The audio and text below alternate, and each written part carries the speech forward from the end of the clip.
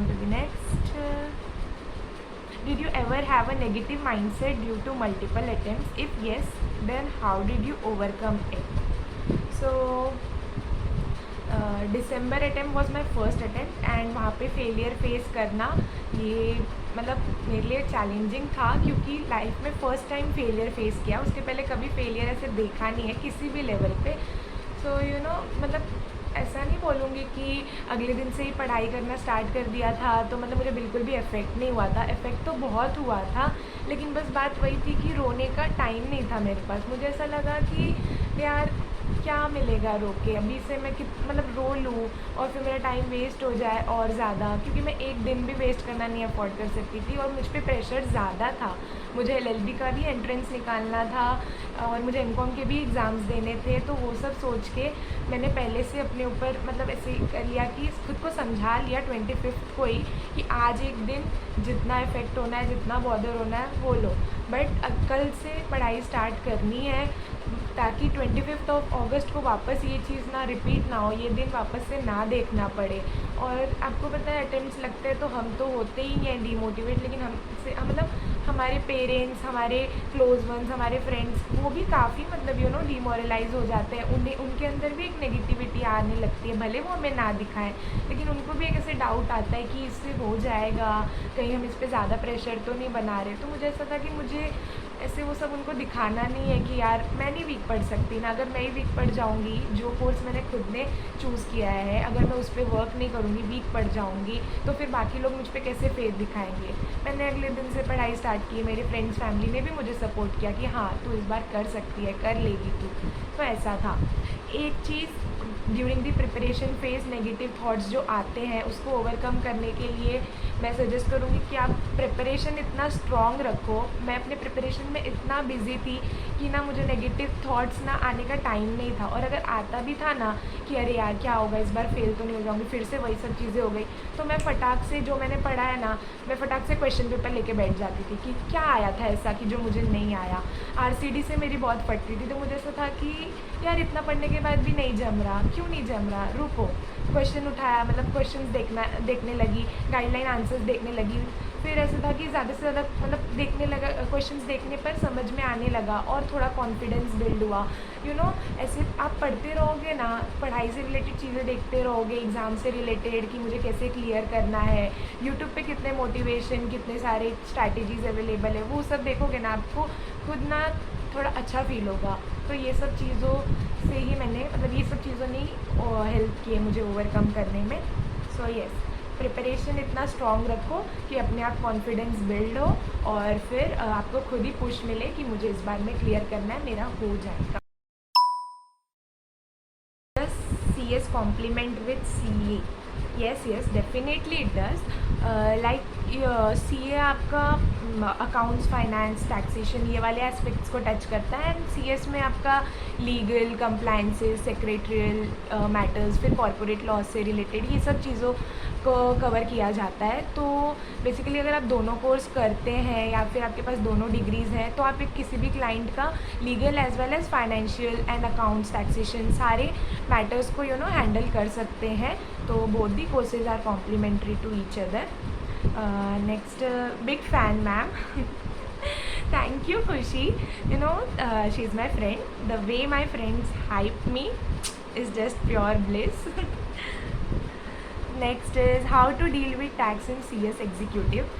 Tax को deal करने का बीट एग्जीक्यूटिव और प्रोफेशनल सी दो ही चीज़ है। पहले तो प्रोविजंस अच्छे से समझो, डायरेक्ट क्वेश्चंस पे जंप मत करो, प्रैक्टिकल सब्जेक्ट है, क्वेश्चंस तो सॉल्व करने ही है, लेकिन पहले आप प्रोविजंस को अच्छे से समझिए। मेन डीटी सब्जेक्ट में, क्योंकि जीएसटी का तो लोग प्रोविजन समझ जाते हैं, थोड़ा ईजी है, लेकिन डीटी वाले पार्ट में लोग गड़बड़ कर देते हैं। तो वहाँ पे आप पहले ज़्यादा से ज़्यादा टाइम सेक्शंस और प्रोविजंस को समझने में लगाइए, फिर उसके बाद क्वेश्चन सॉल्व कीजिए और मैक्सिमम सम्स प्रैक्टिस कीजिए।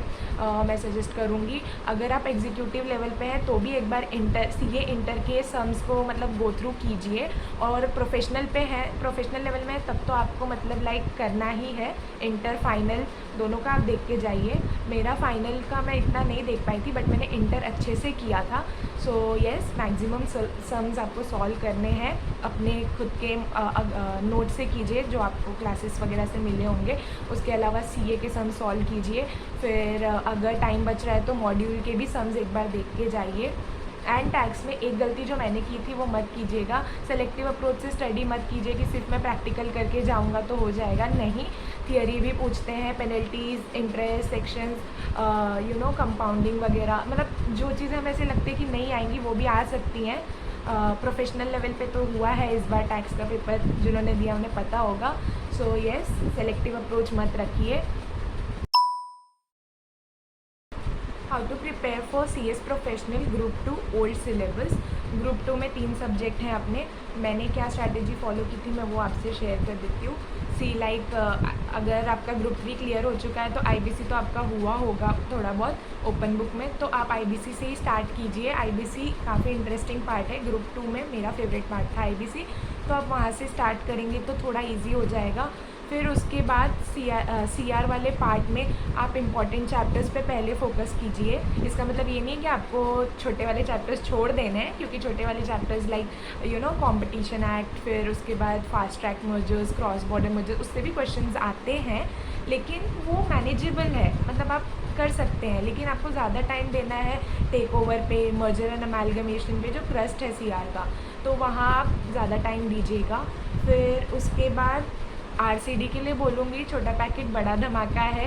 तो RCD में आपको क्या करना है कि ना मतलब 8-9 यही है, 8-9 चैप्टर्स ही हैं उसमें, तो फटाफट कंप्लीट कीजिए अच्छे से पढ़ के। पढ़ते वक्त जिन जिन चैप्टर्स में केस लॉ है उसका अलग से नोट डाउन कीजिए एक पेपर पे, और वो उसी क्या बोलते हैं अपना चैप्टर के फ्रंट पेज पे ही, मतलब इंडेक्स के साथ ही उसको स्टिक कर दीजिए।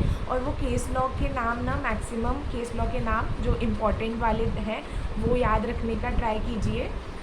ग्रुप 2 में तो यही है कि ना थोड़े जो डिटेलिंग्स होते हैं उस पर ध्यान देना चाहिए, क्योंकि ग्रुप 2 में बहुत बच्चे रह जाते हैं। तो आपको पेपर कंप्लीट करना है 100 मार्क्स का पूरा, और डिटेलिंग पे ध्यान देना है, केस लॉ के नाम मेंशन कीजिए, ये ज़रूरी है। फिर उसके बाद केस स्टडीज़ भी प्रैक्टिस कीजिए, क्योंकि अभी तो CRI के पेपर में काफ़ी केस स्टडी बेस्ड क्वेश्चन पूछते हैं वो लोग, तो उसके अकॉर्डिंग प्रिपेयर कीजिए। ऑडिट में पार्ट A पहले पूरा अच्छे से कंप्लीट करना है, फिर पार्ट 2 पे DD में जाइएगा। फिर उसके बाद जो ऑडिट के रिमेनिंग चैप्टर्स है वो करिए, जो process, documentation, techniques and principles है वो वाला।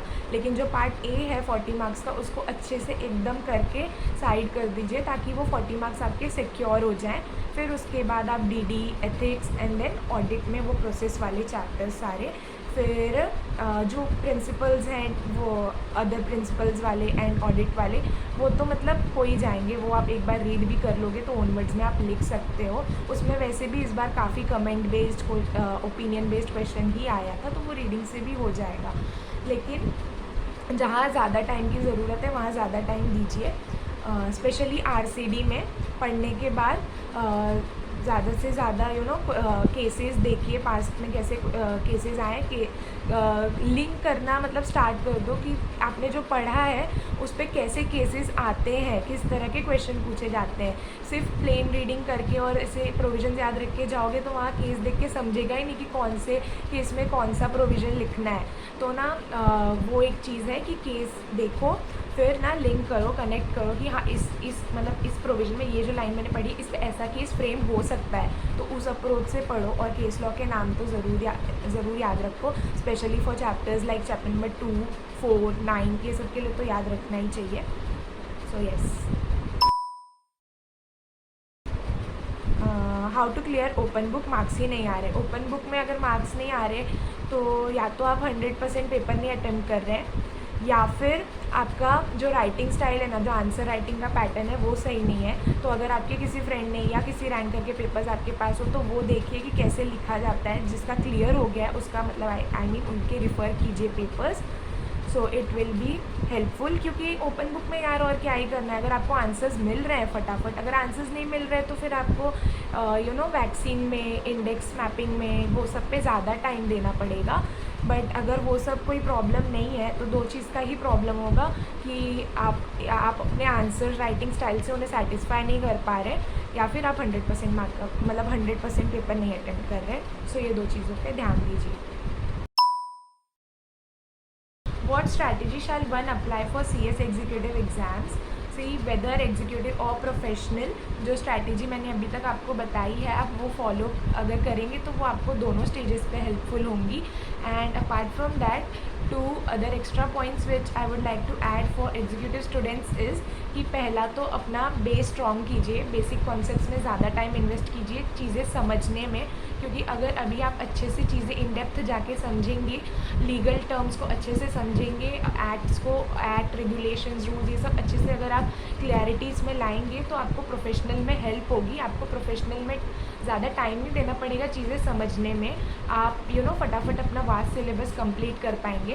एंड सेकेंड चीज़ है, make modular habit. Module reading अभी से, मतलब अगर नहीं आप करते हैं तो मतलब ये अच्छी आदत नहीं है, आपको मॉड्यूल रीडिंग करनी चाहिए। ठीक है, आप आंसर्स ओन वर्ड्स में सिंप्लीफाई करके या नोट्स से लिखिए, चलेगा, कोई बात नहीं, बट मॉड्यूल रीडिंग का भी हैबिट रखिए, क्योंकि मॉड्यूल में जो लैंग्वेज है वो एग्जामिनर्स एक्सपेक्ट करते हैं कि आप लिखो, अपने आंसर्स में मेंशन करो। सो येस, मॉड्यूल रीडिंग की हैबिट होना ज़रूरी है and it will help you to score extra marks. So yes, ये दो एक्स्ट्रा टिप्स हैं। How can I convince my guardians to drop the idea from my CS? Like what, मतलब I don't think so कि I am the right person to answer this question, क्योंकि मैं तो motivate ही करना चाहूँगी ज़्यादा से ज़्यादा बच्चों को कि मतलब वो CS अपने मतलब ड्रीम्स की तरफ हार्ड वर्क करें एंड अचीव करें, अपना टारगेट जल्दी जल्दी CS बने। बट अगर आपने डिसाइड किया है कि आपको CS नहीं करना आपसे, या फिर आपसे नहीं हो पा रहा है, तो ये चीज़ अपने पेरेंट्स तक कन्वे करें, उन्हें समझाएं।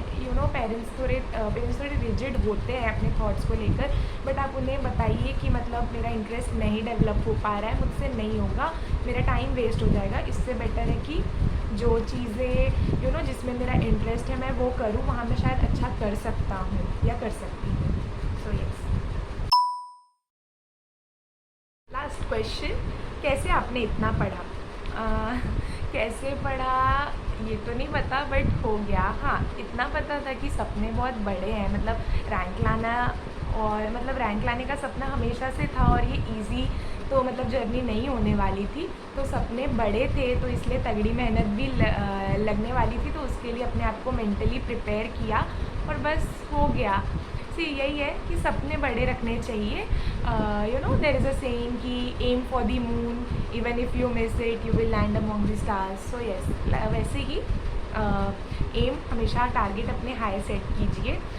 ऐसा हाई का मतलब ये नहीं है कि अनरियलिस्टिक गोल सेट कीजिए, नहीं, बट आप, हर इंसान को अपने पोटेंशियल पता होते हैं, तो please don't doubt your potential, उस पर वर्क कीजिए। अटेम्प्ट से ये नहीं होता, अटेम्प्ट से ये नहीं प्रूव करता कि आप आगे लाइफ में कुछ अच्छा कर ही नहीं सकते हो, आप आगे बहुत कुछ अचीव कर सकते हो, मैंने किया है, आप भी करोगे। And yes, I am waiting कि जो भी दिसंबर में अटेम्प्ट दे रहे हैं उनका 25 Feb 2025 को पॉजिटिव रिजल्ट्स आए, एंड प्लीज़ मुझसे, मेरे साथ ज़रूर शेयर कीजिएगा अपने रिजल्ट्स।